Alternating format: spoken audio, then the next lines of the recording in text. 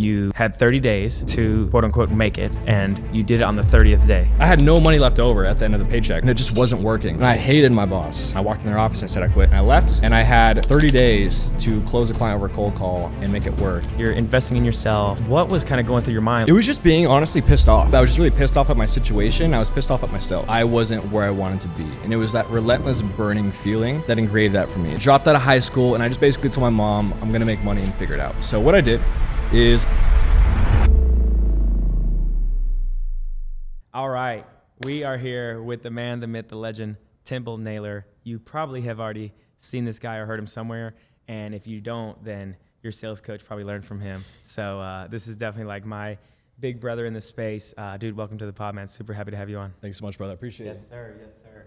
So we can just dive right into it. To give the audience some context, you were actually my sales coach for like a year and taught me a lot about what I know. We can get into that at some point, but for those who might not be familiar with your stuff, maybe just give you a little bit of background to the audience on like where you came from, how you got into sales, and like what you've been doing for the last couple of years. Yeah, I mean, we could go long or short story on that. I'll Give let us you the, full control the it. way origin story from the beginning. Yeah, so I mean, it's a quick snapshot on me, I guess. Which camera am I looking at, by the way? Just that one, I guess, right there. I've been had to get sales for 7 years now. So quite a marathon. I've sold everything from 7K fitness coaching to 80K B2B masterminds. You name it, I've kind of sold it all. Been all over the variance in terms of income, but my best and peak seasons, I guess you could say, I was consistently doing 50K a month over month in commissions only. So how I got there? Well, that can go as in-depth you want, but to be frank with you, I was not the person that should have started in sales. Okay. Never saw my life going here. I think a lot of people do end up saying that in some weird way. But I was a computer programmer. So I grew up in a very small town, graduating class. I would say a different number of times. I don't really remember, to be honest with you. It was like 12 to 17 people, somewhere in there. Very, very small. And where's your hometown? Fort Bragg, California, about 4 hours north of San Francisco. Cool. Beautiful place, but just very small. Cool. So with that said, I started off in that, had a bunch of life events happen, cheated on the high school sweetheart, the whole fallout story, dropped out of high school, and I just basically told my mom, I'm gonna make money and figure it out. So what I did is I pulled up my computer and I typed in how to make money online. Because at the time, fast forward a bunch of things, I was not in the best living conditions. I wasn't living with my mom. I was with my dad, more of a mobile home style. So did not have any opportunity to make money. The nearest grocery store, I had to walk probably 40 minutes just to get there. It was very far. So there was no job opportunities. I had no car, nothing. So I Googled that. And at the time what came up was not any of the flashy stuff you see now. It was like computer programming, customer service, things like that. And I said, computer programming, that sounds interesting. I love Tony Stark. I want to build my own AI Jarvis. And what year was this? This was when I was 19, turning on 20, and I'm 27 now. Okay, so this is like 2018, 2017 type thing. Okay. Yes, exactly. Cool. So with that said, I Googled that. Long story short, taught myself how to code in this computer. Took a long time, about a year and a half, and now I had coding skills somewhat, but I didn't have any job experience. Definitely didn't have any work development experience. I didn't even have like a high school diploma to show off. Got it. So I had to just basically cold call companies across America, and it was my first ever sales experience. I saw the clips, man. Fly out this high school dropout. I need you also, by the way, because I have like $500 in my checking account, I need you to pay for my flights, my hotel, my accommodation, my food, and take care of all of that for the first month until I get my paycheck. Very, very hard sale, and I got shitted on for 99% of it. And at some point, about a year in, I had an interview with Home Depot, and they're building this app. And so they flew me out to Portland, Oregon, and they paid for all my flights, my hotels, everything for the interview. Even getting like company credit card to enjoy myself while I was there for the interview. So I was like, I fucking made it. Hell yeah. Went all about, crushed this weird whiteboard algorithm thing they had me do in front of a board of directors. I felt amazing, on top of the world. Flew home, and I'm waiting for that message. Day goes by, kind of like when you're waiting for that client to pay, right? Waiting day after day, nights going by. I'm like, oh, they're just busy, blah, blah, blah. A couple weeks go by, I kind of know what the answer is, and I wake up to one email saying, we didn't give you the job. So I was definitely crushed and heartbroken by that, but I kept pushing forward. 2 months later, I got that opportunity. Flew out there, made it happen. It was actually back in Portland, Oregon, funny enough. They owned the top floor of the tallest building there. So like the whole floor, you show up, they had the whole company startup thing with the bean bags, the kombucha on tap, all the things they make you cool. Yeah. Give me the whole tour of the office. I'm like, I fucking made it. Like all of this was worth it. I did it. And I remember they sit me down in my cubicle, and I hear the clock ticking, and the phone ringing, and the keyboards typing. And I've never felt more lost in my life at that moment. And I realized that was day one? Day one. That was minute one. The first thing I do when I sit down, the CEO gives me the whole tour, and then she sits me down, leaves. And I just immediately felt there's no way I went through all this pain, all this fear, all this rejection, everything I've basically skipped over here to get here. This can't be the end chapter. Clock's ticking. Clack. So first thing I do on my job is go back on Trust the Internet and type in how to make money online. And now drop shipping is showing up, affiliate marketing, SMMA, remote closing wasn't really a thing yet. Saw Iman Gadji's ad, bought that. Of course. And started cold calling on my lunch break, taking cigarette breaks on the subway to try to close a client. And I was burning all my money I was making in programming on learning sales. Or like learning, sales, investing in SMMA. coaching and mentorships. Exactly. So I had no money left over at the end of the paycheck. So I was living paycheck still, and it just wasn't working. And I hated my boss. I thought she was very, very terrible leader. And from that standpoint, I remember one day my mom was visiting in town, and I wanted to just take her out. So I wanted to leave an hour early for work. That was it. Never had sick days, time off, or anything like that. I said, hey, can I have this hour off? And she said no. And I walked in their office, because I did it over email, and I walked in their office and I said, I quit, I'm done. And I left, and I had 30 days to close a client over a cold call and make it work. And on day 30, when it was due, close a client, and then I hit my first 10K month over that. And then I got in sales. So, okay, so let's break that down. So you started the job, hated it on minute one, immediately right back to the internet searching for ways. And then how much time was between that moment, like minute one, day one, and then the actual quitting? Like how long did you last at the job?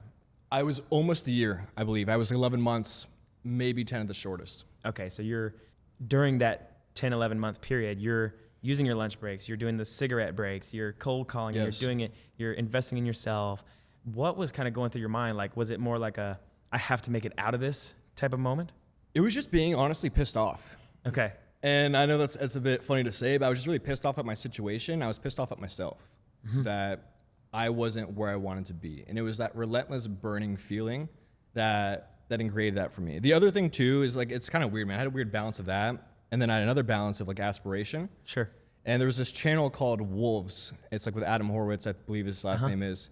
OG channel. I don't even think he's posted on that like 5 years or something. But he would travel the world making money online with his friends. They go to exotic locations. He had the hot girlfriend, and they always look so happy. And I remember not feeling happy. And I was like, I want to have that. I want to have good friends in network. I want to have freedom, location freedom, time freedom, financial freedom, and be able to do that. So I always was kind of in between of being pissed off I'm not there, but excited to be there and already knew it was coming. Mm-hmm. And so you've got this objective. You found these guys online that you looked up to and said, hey, like they've got this benchmark, these outcomes, this lifestyle, this experience, these people around them. You were mad at the fact that the gap was there, but you were still doing things about it. So 10 months, you quit, couldn't take your mom out to dinner, whatever. Then what happens? You said, let's zoom in on that. You had 30 days to quote unquote make it, and you did it on the 30th day. Correct. Okay. Yes. And essentially what happened from there is I got good at sales, but I was terrible at running a business, obviously. I didn't know how to retain clients, even get them results or running ads. I was just figuring out as I go. And a lot of these courses didn't really help with that.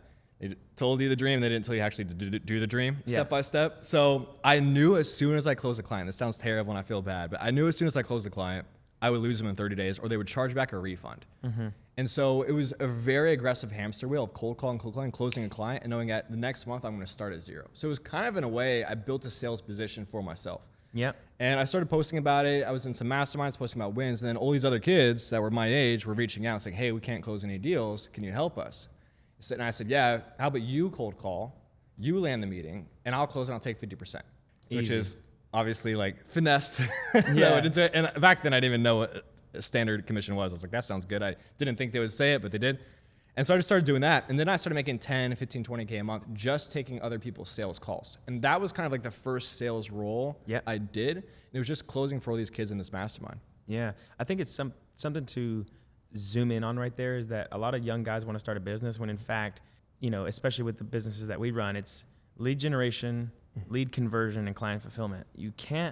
It's very low likelihood that you're going to be good at all three of those things right off the gate with no experience. And so I was just talking to a couple other my friends that are in the same position and have had a similar kind of like, you know, origin story, and everybody just kind of fell on their face with a different business model. Same thing for me. My friends and I started a construction company.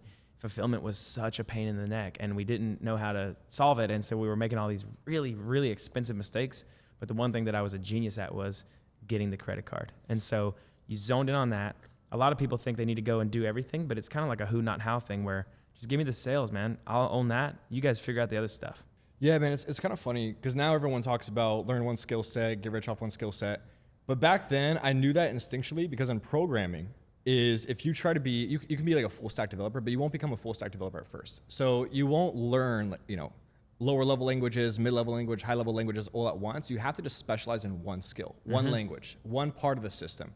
And then you can get a really high paying job. There's people that know just like front end React, for example, they're React developers. And I don't even know if that's still a thing, by the way. So don't roast me, programmers. But you go learn React, you make 250K a year just knowing one skill, but being really good at it. So I realized that. And so when I got into that, I was like, man, I can learn all these skills at once, or I can just learn sales. Yeah. Okay. So you started hitting those 50% comms, good place to be, right?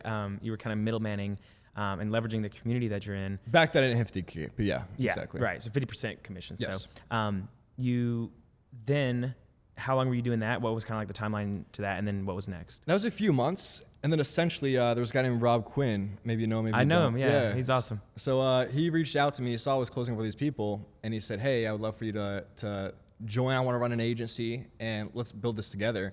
What do you say just fly out to Kansas City and let's live together and build this? And at the time, responding to a stranger online and moving in essentially with them and moving to a new city is probably like the worst thing you could do. I did that with Eli Wild too, which is funny enough. That's a whole nother story. But someone else DM me when I put you on my story and they're like, yeah, that's my former housemate. I can't remember. Who's that? Pavel? No. I hate that I forgot his name. Danny? He does stuff with WAP, I think, or he was trying to get me to refer over to some sort of like payment I don't know. process. I've only lived with those guys. Anyways, I'll send you who it is. Fair enough. But he was like, yeah, that's my former housemate. So it sounds like you've had a couple good roommates along the way. Yeah, I'm curious now who it is. I've only lived with those guys. But funny enough is I did that and I flew out. And so we did this agency thing. And then essentially what it manifests into is building a sales course. So we built a sales course, started hitting With Rob? Yeah. Do you know Andrew Cruzy? I do know Andrew Cruzy. Yeah, so I only know Rob through, I just went to Andrew Cruzy's mastermind, not to get off topic, but I love Andrew, by the way. He's a freaking rock star. And I think Rob was a client of his in the very OG days. And then I found Rob's page and he's just a freaking awesome guy. So you guys built a sales course. Yeah, we built it was called The Art of Sales, started hitting 100K month over month. And you know, it's funny, man, I got a really good apartment, made a lot of money. And I was like, my literally next door neighbor was the Kansas City Chiefs players. Like I was in the elevator with one day, I don't know anything about football. I was like, oh, like, what do you do for work, man? And because I had all that gear on him, and he's like, oh, I want to play football. I was like, oh, like a university, or he's like, no, for the Chiefs. And I was like, oh, okay, cool. And I just found out he's like my next door neighbor, got out the door at the same time as me. But point being is like, I lived a great life. I was doing what I wanted, but I had this weird feeling. And the number one thing that pissed me off, man, is I've bought from so many course sellers. Like I've spent every course seller you could possibly imagine. I probably bought their program along the way. How much do you think you've spent on your own education, formal in terms of like not, school-wise, but online course coaching masterminds? Last time I checked my statements, and I really did a deep dive for the past couple of years, it was 300,000 plus. So I bought a lot. So and you guys are scared to invest 6, 7, 8, 10 grand, man. Come on, pay your dues. I know, right? So the point being was I bought a lot of courses, and as you know, 99% of courses suck. It's it's so low level, and it's people that had a little bit of success and they started teaching. Sure. And something just felt very in aligned with me. And I was like, I'm becoming one of these people. And so maybe if I stay on that path, I would be way richer than I am now. But I thought about that. And so I remember I went to Rob and he was so confused. And I just said, dude, I know this is crushing. It's doing really well. I want to leave and go back into a sales role. I haven't mastered this skill set yet. And I did that. And so then I went in and I met Joel Kaplan, who's an OG in the SMMA space. Shout out Joel. Shout out Joel. And at the time, he was selling a program. I bought it. It was for SMMA people. Rav Yabuvala was in it. Jeff Seckinger, Justin Saunders. It was like just this OG crew. Legendary class, dude. It's like $4K to get in or something. That was like lifetime, whatever. And I remember I told Joe, I was like, dude, let's sell this for $10K and run ads to it. He's like, I don't know. That seems kind of crazy. Man, I'm so bad with years in my head and dates. I need to get better at this. I was probably 22 at the time, turning 23. Okay, like COVID.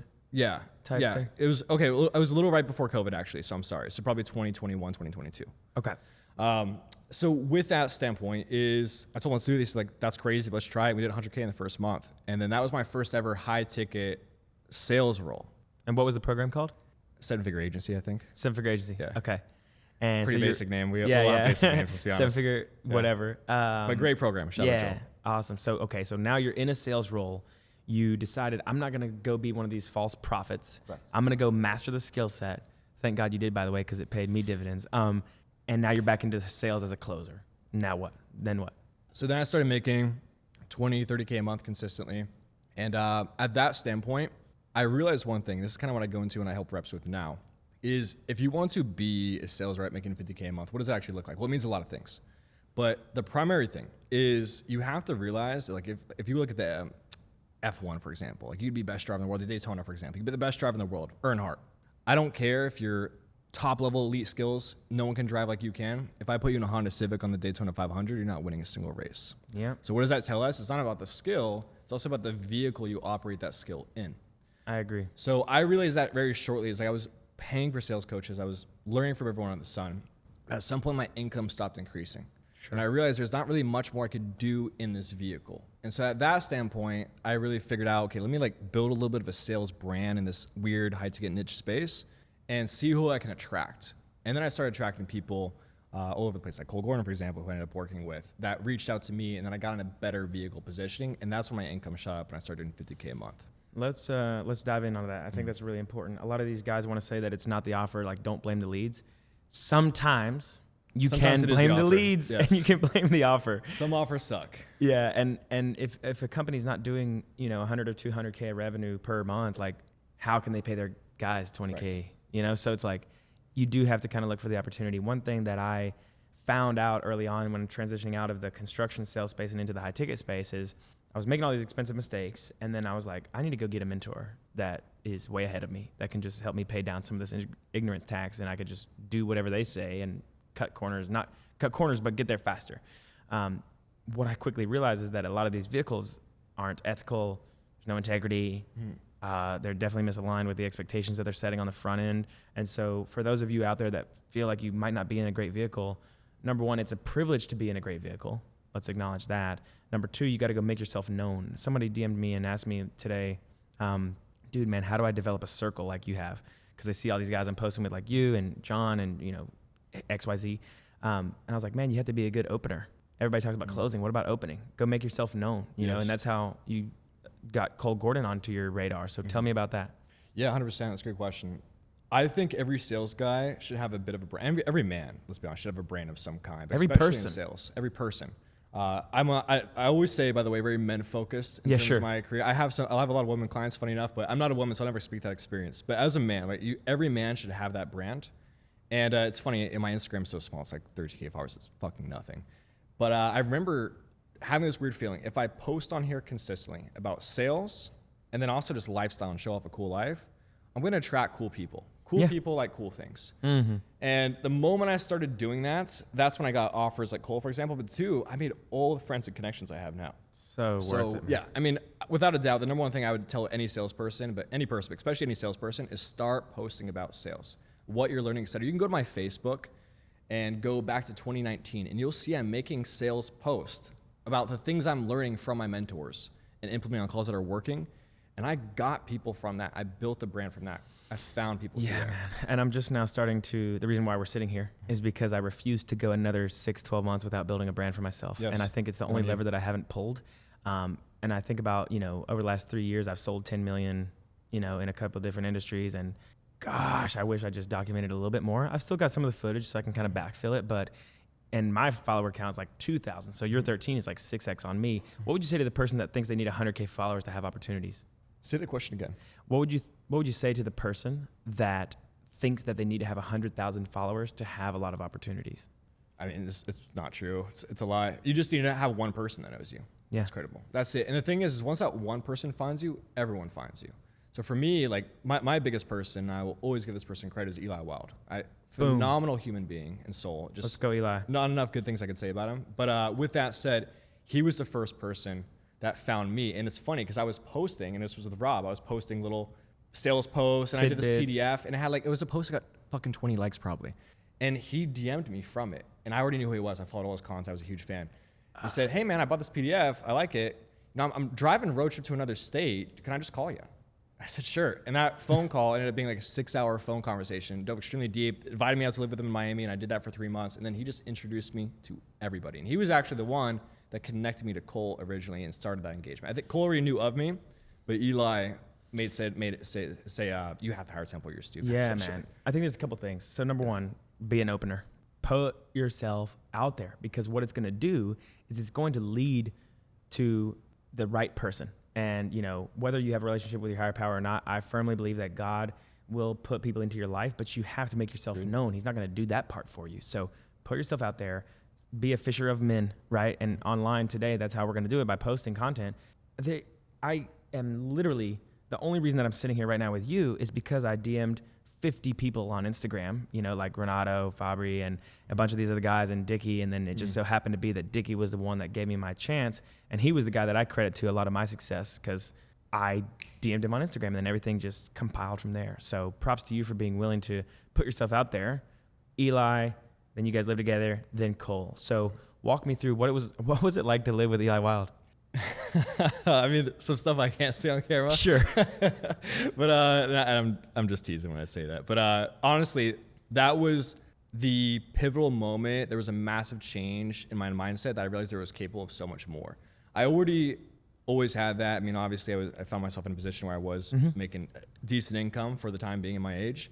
But Decent I remember $30K a month. Yeah, but I'd never been to Miami. So it was my first time coming to Miami, and he had this beautiful apartment that was like double floor-to-ceiling windows, massive, and it looked over the entire ocean, the bay. And I remember walking into that, it was nighttime, I arrived like at 11 at night, and I just saw that, and I immediately thought, I want this for myself. Sure. And then having that feeling of being there, working daily, and like that reframe was so powerful for me. Many other things, but it was just seeing it. And once I say I realized I could touch it, once I touched it, I realized I could also have it.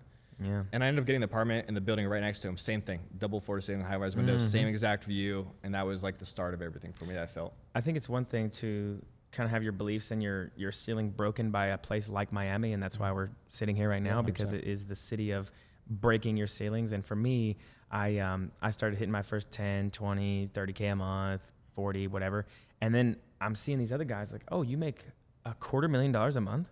You make $1 million a month? Some of these guys, $2-3 million in a month. Whenever you have that expansion and you actually see it, like you said, it makes it more normal. Not normal in the sense that it's common, but normal in the sense that like this guy's just a human being. Like he goes to the fridge, he goes to the gym. Just He's a like normal me. dude. Yeah, he's a normal person. He just has a skill you don't, or he's in a vehicle that you're not in. Yeah, That's it. Yeah. And so, okay, so you paired up with Eli, awesome run, got your own place, and then you got connected to Cole.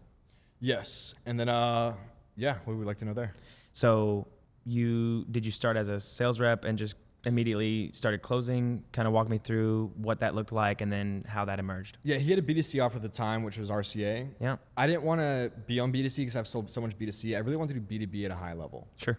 The issue is, you're already a pretty big team on the RCA side, and it was just him and his president at the time, co-founder, kind of Mitchell Miles, and he was taking the calls. So he was also running the sales team and helping with that. And then from that standpoint, they didn't have our first closer. So he's kind of said, hey, it's a difficult position to have a new closer come on from a leadership perspective, place him immediately on the higher level that they all want to go on, and I have to explain that. So you have to give me a reason to that. I think you can, but you just need to come in and outperform everybody. And so I did that, and I did that for 3 months, outperform everyone, and then he gave me the official role on the B2B side. And that was really interesting, and I think that's what really changed me. I was already a phenomenal closer, but that took me to another level because I was essentially this young 20-something-year-old kid that was hopping on with business owners that were middle-aged, doing $500K plus a month. I had to tell them, hey, I know this better than you. You need to buy from me. And so that was a big pivot. I remember the moment I closed Jay Shetty, excuse me, or not Jay Shetty, Jay Abraham, who's an OG in the space, obviously. If you're in the space, you know. And I thought to myself, wow, I just told him I understand his problem better than he does, and I provide a solution in a way he's never heard before. And that was a big eye-opener that's with persuasion, communication, you can get to anyone no matter the level they're at. And that's what really increased my skill set. Yeah. One thing I want to mention on that, which props to you, by the way, because I know that you're the type of person that you were basically forced to get way sharper. And in one of Cole's courses, I don't know if it's 7FSA or whatever, but somewhere along the way, Cole said you have to increase your business acumen. And that's also as important as increasing your closer skill set. And so you had to go and learn the industry and show up and understand it fundamentally better. And like for my offer that I manage right now, we help product managers. And so it's like top tech. These people are the directors of Meta and Google. And it's like our team has to get on, and my top closer, Kirk, he has to go, and his lead is like the the director of DoorDash, the person who invented Uber Eats or Alexa. And it's like, how do you contend with that? Well, you have to be really sharp, and it's not like a fitness or a dating offer, which is a little bit more beginner friendly. Not to say that there's not people crushing it in there, but when you're a more, dare I say, sophisticated buyer, place to be, it's the truth. You have to be sharp. You have to have your business acumen up to date. So you increase your skill set. You came in and proved yourself. What was going through your mind right then? Like, how are you showing up mentally to be able to accelerate and just zoom past everybody?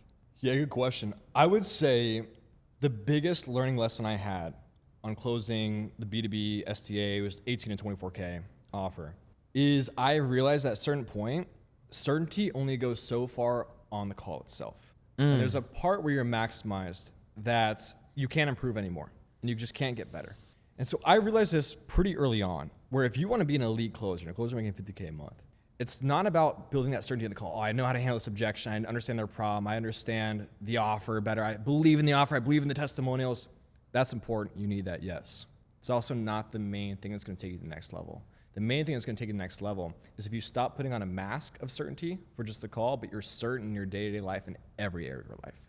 Oh. And that's what I really realized is a big game changer for me is I want to show up and I want to talk to a business owner who's already extremely confident, already has the money, doesn't need me. If it doesn't buy for me, he's not going to cry. He's going to make another $500,000 next month. I need to be that guy. I need to be a guy I can trust and respect and endorse. And so I really did an audit in my life, my dating life, my health and fitness, my network, the way I communicated even. And I thought to myself, scale 1 to 10, how certain am I in these areas of life? And the majority of them were very low because all I would do is take calls, do sales training, and that's basically it. So the moment I realized that, and I really put full intention and focus in building that life, my close rate shot up even more so. And that's when I really hit the highest months ever, is when I was having the best personal months. And when you look at it, right, when someone's in a rut, they're never in a rut really because of something sales technical. Yeah. Something happened, they got in a fight with their girlfriend, whatever it may be, and now they're not closing. Sure. So the biggest thing I would have to tell the closers is, yes, build the certainty on the call, but if you really want to be elite, build the certainty off the call. Oh my gosh, man. It takes me back to whenever you were schooling me on this and you sent me that freaking like morning formula document. Yeah, there you go. And OG document. yeah, and you had me audit my life and do my scale of 1 to 10, how am I in these areas thing with me and Connor. And you were like, this is not about the call. I was like, yo, man, I'm in a little bit of a rut. I didn't have that many, admittedly. I credit a lot of my success to the fact that I had a great offer, great marketing, great fulfillment. I was in a really good position, but if I didn't show up myself and take advantage of that privileged opportunity, it was just on me. And in fact, it had a lot to do with outside of the call stuff, because I had all the right reframes. I had all the right, discovery. I had all the right conviction. I was as sharp as a tack on that. What ended up being the case was that I was sleeping in. I wasn't congruent. My diet wasn't that. And I, tried to sharpen it up. So you increased your certainty off the call.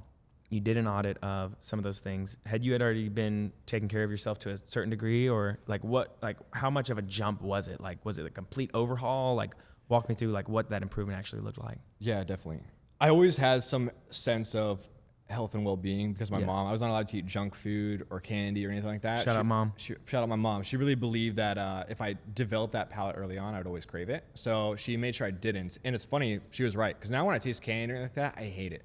It tastes so gross to me. If I can't eat fast food. If I were to go to KFC or whatever, I don't even know what the fast food chains are, and you have it, I'd probably throw up. Like, it does not, I can taste the chemicals in the process in it. I know that sounds crazy to say, but I was organic only, grass-fed meat only, just raised that way. All the Twitter health influencers, that was my mom, OG, back in the day. So I love you, mom. But so with that said, yes, I had some general health and well-being, but I was nowhere near my potential. Absolutely not.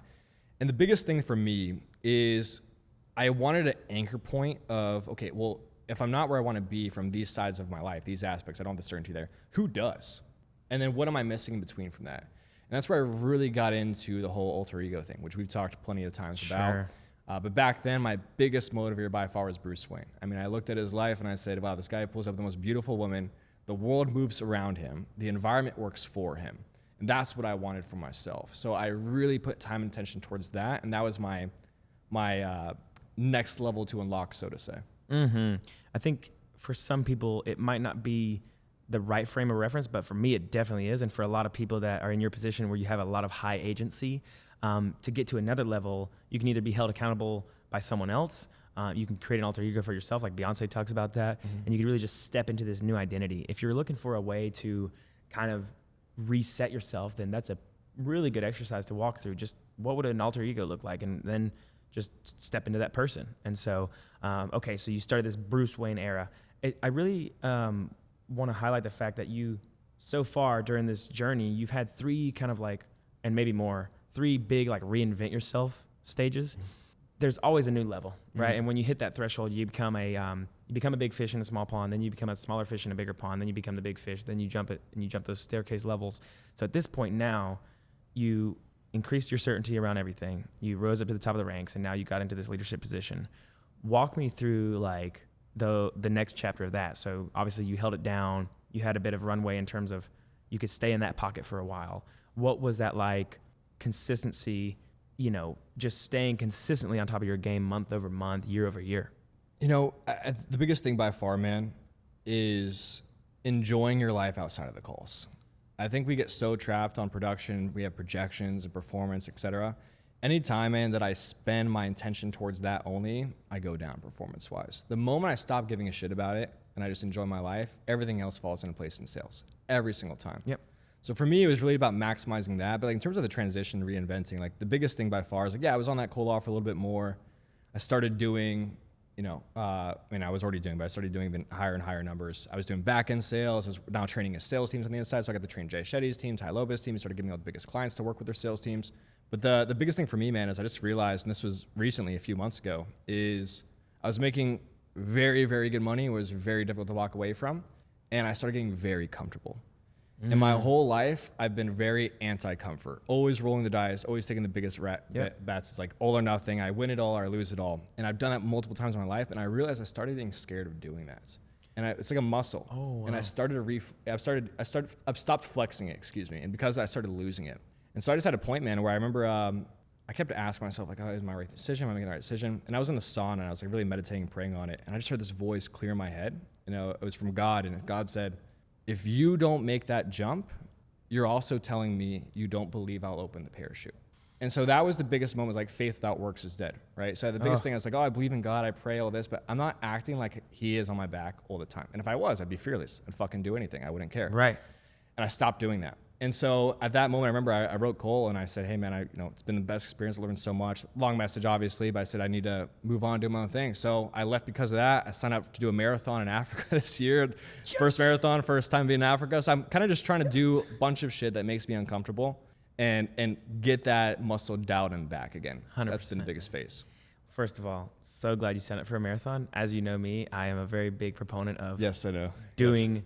I need your help, by the way. Yeah, I got you, man. I might not be the best coach in the world, but I've got a bit of a resume when it comes to that. And so, long story short, man, just go out there and send it. It's belief over everything, depending on what time you want to get. I'm not the fastest, but just the belief that it's possible first, you already have that. And then just go and run the dang thing. And so, props to you, man, for kind of, a lot of people would look at that position that you built for yourself and you could see it as a long-term thing. And I had to go through the same thing with Dickie. Like, he was like my idol, and ultimately I owe him so much. But I had to come to terms with the fact that I'm going to have to go and put myself in another discomfort position, not chaos, right? But discomfort, because a lot of times I tried to wear this chaos as a badge. I'm from humble beginnings, eviction, like long story, bad upbringing, back against the wall. But Nicholas Cole actually coached me on like, hey, just because you've been through all this chaos doesn't mean you have to wear it as a badge and then go and to recreate that again. So I think it's important to recognize the difference between chaos and just discomfort voluntarily. So 100%. You had this awesome position, you jump back into the fire, you sign up for a marathon, you're reinventing yourself again. So what's next? I mean, now, when was that, by the way? That was 4 months ago. Okay, so yes. 4 months. So that's, Q1, Q2. When you were in that moment, if we can stay on that for a second, obviously you heard that voice from God in the sauna, clear as day. Was it just deliberate at that moment and you didn't question it? Or was there a bit of doubt and kind of like, oh my gosh, is this right? Yes or no? Like, what was that mindset? What was that kind of, I'm sure there was some voices going through your mind at that point. Like, what was that like? Yeah, there was a lot of doubt and uncertainty and fear, but that was leading up to that point. And I think that's why God stepped in at that point, because he saw I was going nowhere with it. So at that point, once I heard that voice, it was crystal clear, night as day. I knew exactly what I needed to do. Boom. Okay, so you made the jump. What have you learned so far now that you're back in the fire, kind of reinventing yourself, doing your thing now? You have a new mountain to climb. You've already summited that one. And by the way, props to you, man, because you made a real name for yourself. Everybody that I come across that has interacted with you, and I can vouch as first person, you know, having been under your wing for a year, like you've made an impact on so many of the top guys, man. So I just want to give you your flowers. You really aced it, man. And so now that you're moving into this next chapter, what have you learned so far? What are some of the things that you might have not expected that were true? Like, what new learnings have you emerged with now that you've been in your own thing for a couple months? Well, yeah, first off, thank you. I really appreciate that. It's been so soon. So I don't know if I have the craziest revelations to give you, to be honest, but I'd say by far the biggest thing has just been the support that you built over the years. And I think any salesperson will realize that when they eventually go to do their own thing, is you talk to so many people and you change so many people's lives.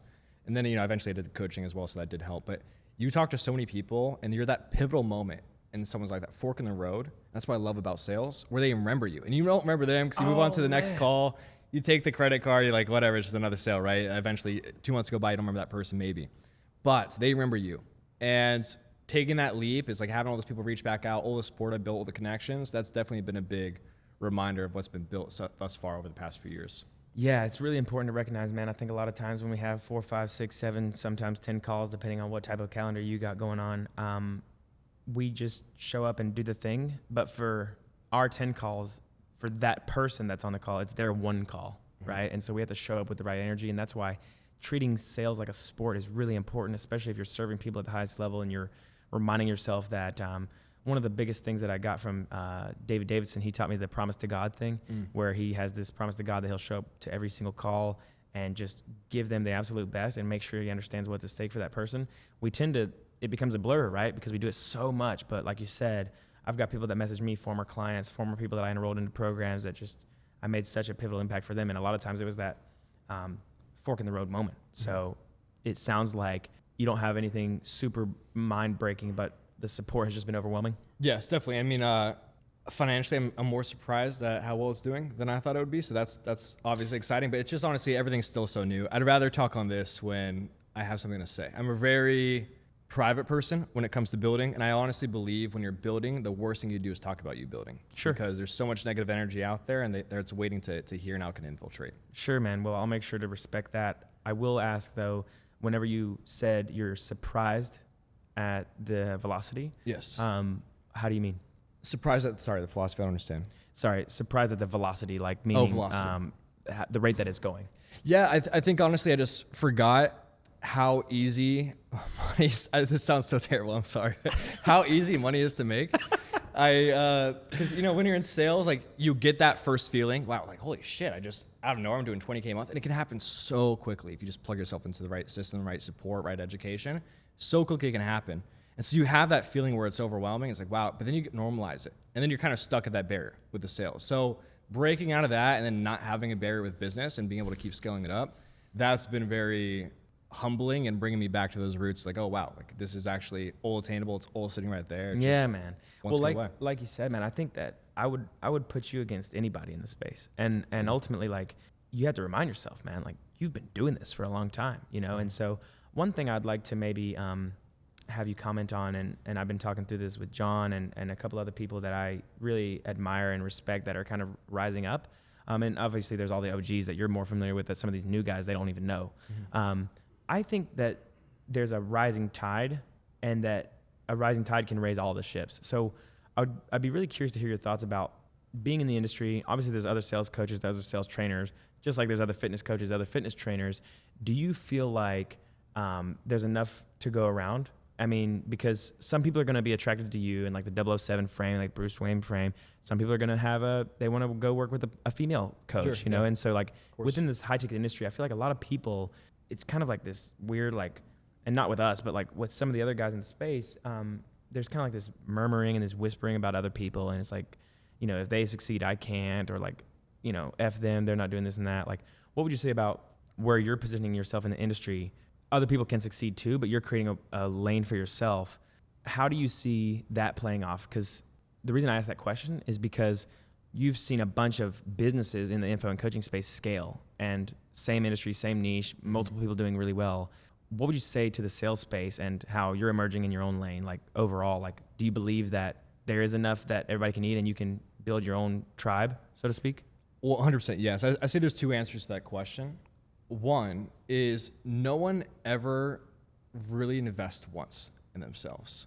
People invest multiple times. And you notice that when you're on these high ticket coaching calls, it's like, yeah, I bought this program, I tried this, but it got me here, but I'm not really where I want to be, and they want that next level support. So it's never one program. It's multiple programs. And it's the same thing with closers specifically, because I think we're one of the best investors because we understand it naturally. We're buyers, man. Every client of mine has bought every sales course under the sun, and then I'm sure tons of other people and other people's sales course bought my course first too. So it's like, it goes back and forth either way. So yes, there's a multitude of things. If you've been on a sales team and you've been a number one closer, there's always a number two closer, and he's making pretty much the same money. That's a good point, man. So that's a really good point. I'd say that. The thing I would say is, I'm a very competitive person. Yeah. Naturally, just being in sales, we have to be. And now, like, transferring that skill set over to the business. My girlfriend called this out, actually, so shout out her EQ here. Mm-hmm. But let's not say any names, but I mean, like, there's always like a competition of who you want to go up against. And it's just an aspirational thing. Like, hey, I see those numbers. Personally, I think I'm better than you. I think I could do the same exact numbers, right? It's like, you have to have that from a healthy standpoint. Sure. It can get toxic, though. I think it can get toxic very quickly. And even on a sales team, for example, it's like you really start like looking at like that person's downfall for you to have the rise. And I remember that, like, never wishing anyone to fail or lose anything, but like, oh, like, I want to destroy. I want to do much better in the business. I don't want to talk to them. They talk about me. And we met one of those people last night or the night before, and he came up to me and honestly super humble. Told me like he saw like a sales course the other day or a few years ago. Just came with the best energy. And I remember that I felt really bad in that moment because, like, in my head, every single person besides Eli, essentially, like, I'm going after you. And I remember I sat down at the restaurant with my girlfriend, and she said, like, you don't need competition to achieve new levels of yourself. You need competitive with yourself to achieve new levels with yourself. So, and she said that in a much better way. I'm not eloquently as saying that, but she basically says, like, she called that moment out, and she said, like, this is like a sign from God that, like, you have everything you need within yourself. You don't need outside people to motivate you anymore. And that was a big call in for me. So yeah, to answer your question, I think I kind of took that off guard, but essentially is like, yes, if you want to succeed, of course there's tons of room to succeed. There's no such thing as saturation. Saturation just means there's money there. So you just have to do it slightly better than everyone else.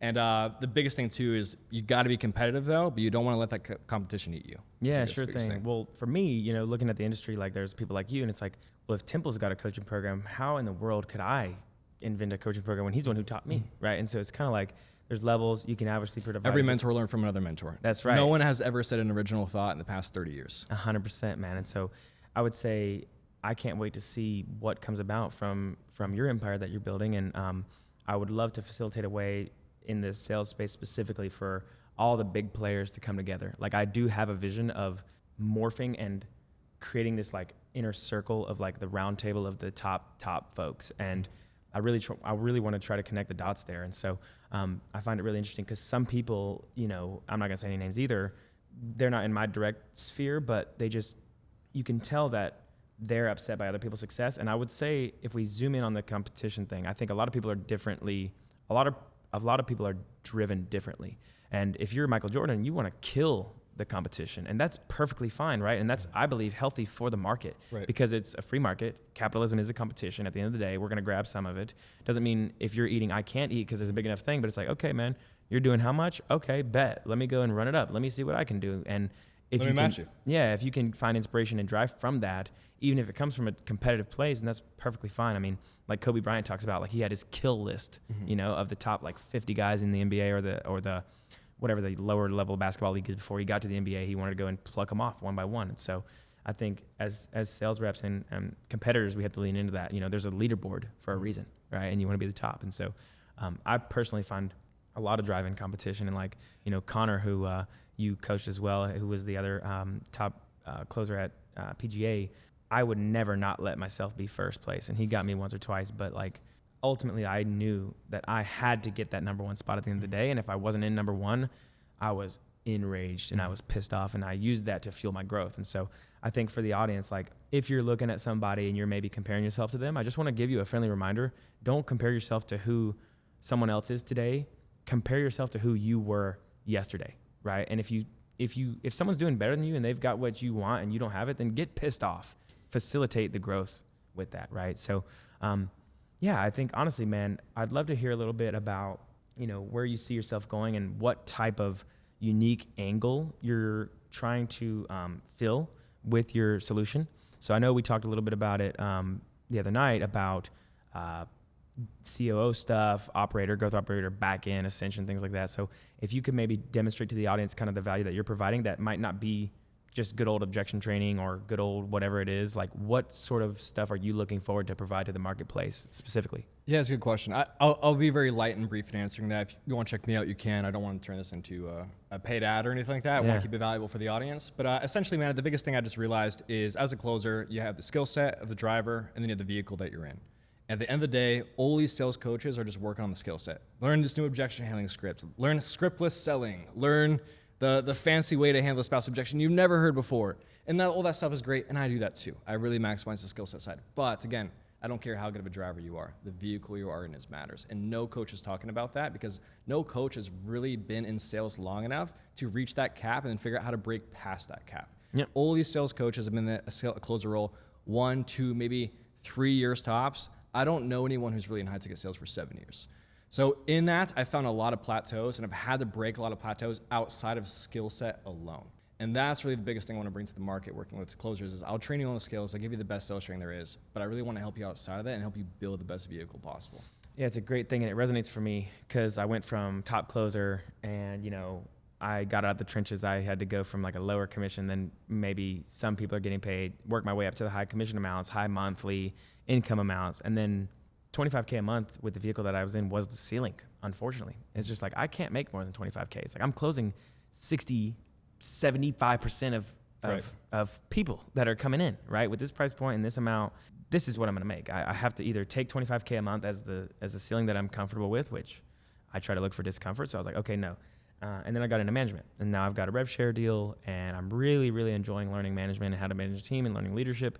And eventually it's going to be either my own offer creation or, learning the back-end systems and learning how to build an ascension model and providing more value to the founder or to the company or the organization that I become a part of. And so to be honest, man, sign me up, and I think that a lot of people that get to this top closer lifestyle or whatever you want to call it, that are actually doing 20, 30K a month and not just, making numbers up or, selling themselves.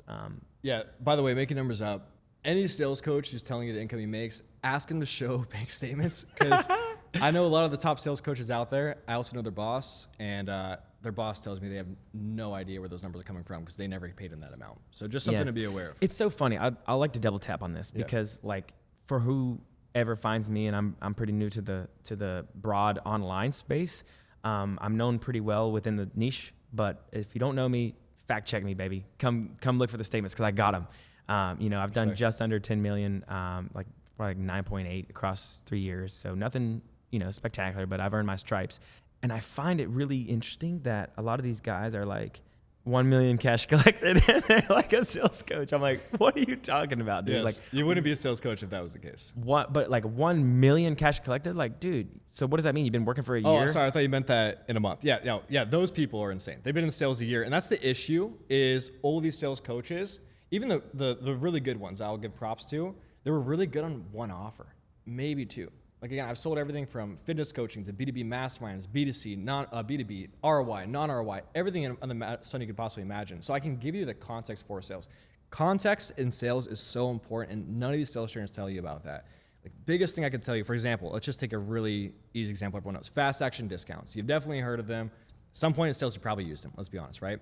Now, majority of people would think if you have some slight IQ that fashion discounts are terrible or fast action discounts are terrible. Reason being is it builds sales resistance. People know it's like, oh, okay, if I call you 7 days from now and say I have a credit card, I'm ready to pay $7,000, you're like, no, it's $10,000 now. Like they just know you're lying and you're bullshitting. And because you're lying, they can feel you're lying, and then it's just this weird wall of resistance you build.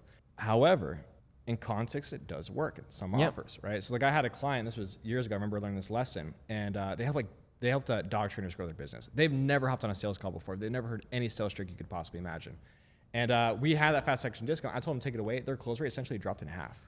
We added it back. Their close rate went right back up to where it was. So I've also had companies where I've added it and their close rate dropped in half. They removed it, their close rate goes back up. So biggest thing with these sales trainers, like you got to realize, like if I'm choosing one, do they have context selling across offers? Because if they don't, unless they've sold your exact offer, they're not going to give you that good of advice. Yeah, I think it's so important. I'm glad you mentioned this because I actually saw one of your pieces of content you were talking about, and I was hoping we could hit on that because a lot of advice is contextual. Like if you're looking, I've seen so many reps, and I was talking to my buddy Casper about this.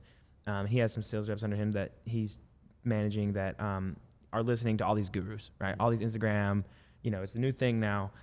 They've got all these different advisors and gurus, and they're pulling from Hormozy, they're pulling from whoever, and they're trying all these tricks, and it doesn't work. It's like, well, just because you saw it on an Instagram reel doesn't mean it's actually going to work for your prospect. And so, take advice with a grain of salt. Meaning, is it tested? Is it proven? Does it apply to me specifically? And so, I think that's really imperative.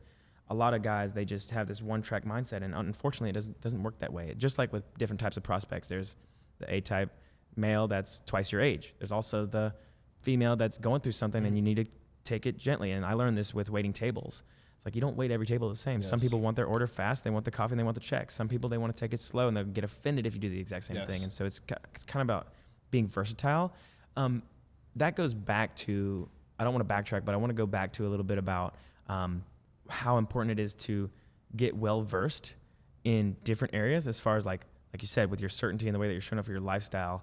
How important is it for guys to expand their horizons outside of just simply doing objection training? Like, could we maybe just come back to that a little bit and like throw some gasoline on that fire? We'd love to. Yeah, absolutely. I mean, that's kind of why I went with the whole 007 closer title name is, I kind of did it as a joke because I would always get like the James Bond of sales, the Bruce Wayne of sales. Sure. I appreciate the compliment. I'm nothing like that. I have way more suaveness needed to be able to even get close to that. But the part of that, besides the joke, and it was a funny meme, is at the end of the day, that's always been my mentality, is like, I don't want to just be a closer on the phone. I want to be a closer in my day-to-day life. I want to be able to close the hottest girl that has the best EQ, that has every personality you could possibly imagine, that's that perfect woman. I want to be able to have that. I want to be able to roll up to a restaurant last minute that has no bookings available for the next 3 weeks and get in, just because I can have that conversation and get my girlfriend in. I want to be able to negotiate and go up and get business class upgrade for free. Like, I want to make sure that I'm able to close every single situation, with every single person, every single context. And that's where I really think, in terms of like maximizing your skill set and broadening outside of sales, is like, that's where you need to dive in and really spend time with. And if you do, all that will come to fruition on the call itself. It will manifest itself. And that's where I really work with closers a lot of times. It's like, this. We worked really hard on the skill set piece, the vehicle piece, all that. What was the end of our coaching, like the last 50% of it? It was all mindset and self-development outside of calls, right? Yeah. So it's like, that's the next level to take it to. When I saw you at that moment, that's what we worked on. So that's what I would say above all be all. And the biggest thing is, like, I've never even read a sales book, ever. The only sales book I've read was Straight Line Persuasion. And I read the first 10 pages, like, this is dog shit, would not work on a call. And I closed it and never opened it again. Right. So with that said, what did I read? I read, Jungian philosophy. I read Taoism. I read habit building. I read psychology books. I read everything you could possibly dive into on that side. Sleight of mouth. You recommended that one to me. And that's what allowed me to really hit that next level in terms of sales. Mm-hmm. Yeah, that's a really great point, man, because ultimately, like, when we sometimes, like, I won't say unfortunately, but we're in the business of sometimes selling sales training, right? And some people need to make it sound fancier than it is. I think that a lot of people would benefit by going to get some outside perspective. Study psychology, study customer service, study how to win friends and influence people. Like, go get some actual soft skills that add on to the Jedi reframes. Those reframes are only going to take you so far, man. If you're not a person that is likable and you don't know how to actually talk to a human being, then guess what? You're going to be limited. So you're going to need to close that deficit. Yeah, and if you don't understand the core fundamental psychology principles that are driving people, all those reframes don't work because you don't actually know how to associate the right reframe to use. 100%, man. Well, we got a couple more minutes. What I'd like to do is give some practical advice to the closers. I think one of the biggest things that you taught me, and it honestly saved me an actual literal fortune, is to save my money, as put my commissions back. And you made a couple pieces of content on this, but you did this with me. Like, you actually sat me down and did this with me like a year and a half ago. So I'd love to give the audience some practical advice. Let's imagine I'm the closer, but everybody that's watching this is in a similar position. Like, let's say I've got the reframes, I've got a really high close rate, I'm doing numbers, all the tracking sheet that's polished. What is that, save your commissions, XYZ? Like, what are some of those good lessons learned that you might have had to learn the hard way? Yeah, good question. Being a closer is the most beautiful thing in the world because you can make money out of thin air. It's also the worst thing in the world because you can make money out of thin air. And that destroys your mindset and becomes so toxic if you're not careful of it. So we've all heard of this lifestyle inflation, right? As you increase your income, you increase the bills. You get the nicer apartments, you get the nicer car, you start leasing the thing you can't afford, you get the watch you can't afford. And then before you know it, you're making 20, 30K a month. You're also not saving anything every single month. So at that point, you're just one bad month away from going broke. And I've had those. They're fucking suck. They're terrible. There's nothing more humbling. So it's realizing that, but most importantly, it's having the self-awareness of the reflex of how you spend money. So for example, I'll make this make sense. Before I would go out to a restaurant with a girl, I would spend $1,000 on dinner between both of us. What is the big deal? I hop on a call tomorrow morning. I'll have it closed and paid off by 12 o'clock tomorrow, which is one close. That's it. Yeah. And I started treating my life like, I want to go buy a motor. I read a book. It said every man should own a motorcycle. Went to the dealership, didn't know how to ride one, went straight to Ducati, bought one. I was like, this is like 20 sales. I'll have this back next month. And so I started thinking like that mindset, and it got really toxic where I would just spend money, close it, and immediately make it back. And it put me in this loop, this spiral where I just would not break past it. And at one point, I freaked out. I had like a $50K commission month. I was like, there's nothing left in my bank account at the end of this month. How is this even possible? So that's the biggest thing I would tell any closer is you need to have that self-awareness, because if you're new to making money, and if you're in high-ticket closing, you probably are new to making money, right? Otherwise, you wouldn't be doing that. You'd be running a business. If you have no good, healthy relationship with money, you will burn out just as quickly as you start burning it in. Really important.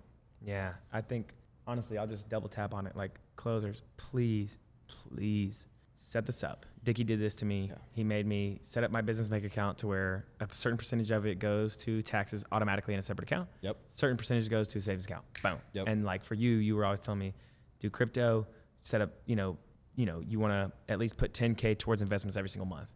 5K into safe, 5K into risky, right? And so ultimately, like, for those who might still not get it, if you're listening to this and you don't have this go through your brain by the end of this video, stop what you're doing, pause the video, and go set up your bank account to where it automatically saves money.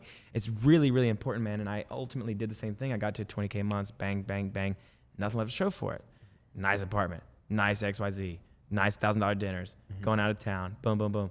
Dude, I'm making bread, but I've got crumbs left over. How does that make any sense? That's just goofy. You know what I mean? So 100%. If you're struggling with that, hit me up. I spent 5 hours, you've seen them.